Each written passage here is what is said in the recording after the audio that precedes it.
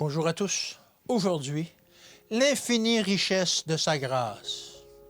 Mais Dieu, qui est riche en miséricorde à cause du grand amour, nous a rendus à la vie avec Christ. Il nous a ressuscités ensemble et nous a fait asseoir ensemble dans les lieux célestes, en Jésus-Christ, afin de montrer dans les siècles à venir l'infinie richesse de sa grâce par sa bonté envers nous en Jésus-Christ.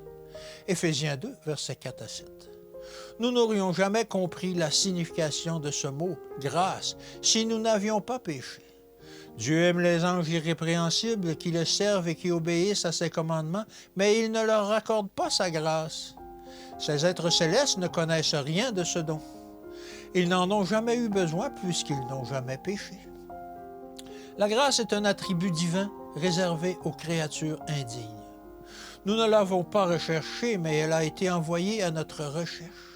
Dieu prend plaisir à accorder cette grâce à tous ceux qui en sont avides, non parce que nous en sommes dignes, mais parce que nous en sommes absolument indignes. Si le besoin s'en fait sentir en nous, nous avons l'assurance de recevoir cette grâce. Mais Dieu n'use pas de cette grâce pour abolir ou pour remplacer sa loi. L'Éternel se plaît dans l'amour de sa justice, il magnifie la loi et il la rend honorable. Sa loi est la vérité.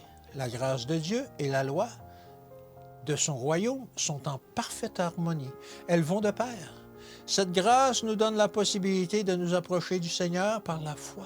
En l'acceptant et en la laissant agir dans nos vies, nous rendons témoignage en faveur de la validité de la loi.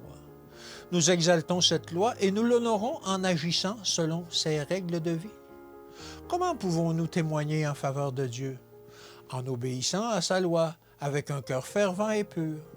Si nous laissons agir le Seigneur, il se manifeste en nous et nous témoignerons devant l'univers céleste et devant un monde apostat qui annule la loi de Dieu et la puissance de la rédemption. Il n'y a qu'une seule puissance capable de nous rendre conformes à l'image de Christ, inébranlable et fidèle. C'est la grâce de Dieu, conséquence de notre obéissance à la loi divine. Que Dieu vous bénisse et qu'il vous garde, et à demain.